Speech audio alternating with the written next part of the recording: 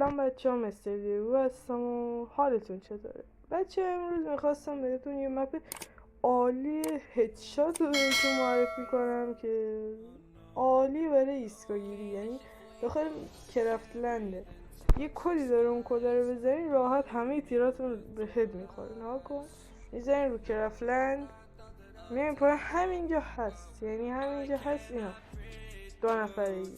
ما الان کاستومش رو میزنیم، مثلا یه رمزی میزنیم، یکی رو مثلا میاریم قربانی کنیم. اوکی، مثلا الان این آورده، ایشون میره اونور و میخوام ببینی که چطوری هدشات میکنه. ما اگه اینو استارت میکنیم، بمونید تا استارت بشه.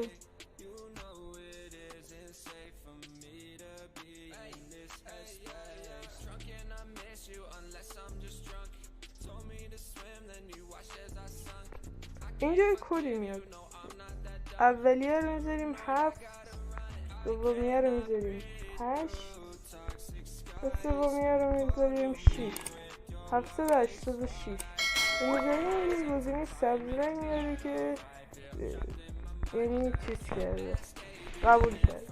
بعد از این نقطه گان نمیخرید، اوکی؟ از اینجا گان نمیخرید، اینجا فقط یختون و مدکیتینا رو میخرید. میایید رو همون چرخ بندی بالا میزنید و اینجا گانا رو میاره. من مثلا دیزل تا شاتگان و وودپکر میگیرم، جاشون عوض کنم. مثلا الان یخو که زدید اینجا راحت هدشات داره. رفیق ما داره یه خورده بد بازی میکنه با ما، انگار سر چی داره بازی میکنه، سر جم نیست داداش. بعد دمیجش هم زیاد، نگاه کن راحت هدشات میکنه. من مثلا بالا نمیکشم. از این هم مثلا میتونید ستمت دانلود کنیم که من اصلا دانلود ندارم ستاره، به خاطر همون برای من بالا نمیره. نه تنها با وودپکر بلکه با هر چیزی هدشات میخوره. نگاه یکی زدم فول، برای اینکه اصلا کاری انجام نمیدم. بعد اول بالا بکشید ولی بعدا دیگه خودش انجام میده بدون برنه بچه ها. یعنی هر چقدر دوست داری از این مپ استفاده کن. خب از دوباره یه بار دیگه این نفر میخوام با دیزل بزنم. دست به تیری داداش. دمیج دیدیم با دیزل زدم، دمیجش هم بیشتره ولی راحت تر میخوره دیگه. الان مثلا چنده؟ الان 3 هیچه. یارو رو قربانی کرده. بچه این یه مپ عادی برای ایستگاه‌گیری دیگه، یعنی کلکل کنی داخل این یارو چه پینگشه، کلکل کنی داخل جهانی به دو بری اینجا کاستوم بزنی.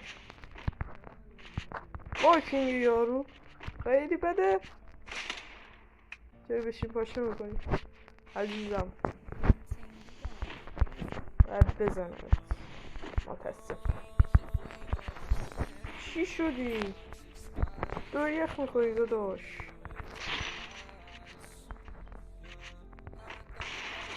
آجی این یارو پینگش بالاست که چیتره اینه. ما مفه چیز داریم تبلیغ میذاریم، این چیتره پینگش بالاست که الان مثلا 4 هیچه بچه ها مون نتونسته مثلا یه دست بزنیم به خاطر همین چیته. آقای چیت قویه ببین دیگه. واه ما رو بالاخره یه هدشات کرد. این دست میخوام UMP بگیرم و یه تیر UMP نها کن چقدر دمیج میخوره. حالا از تف کنیم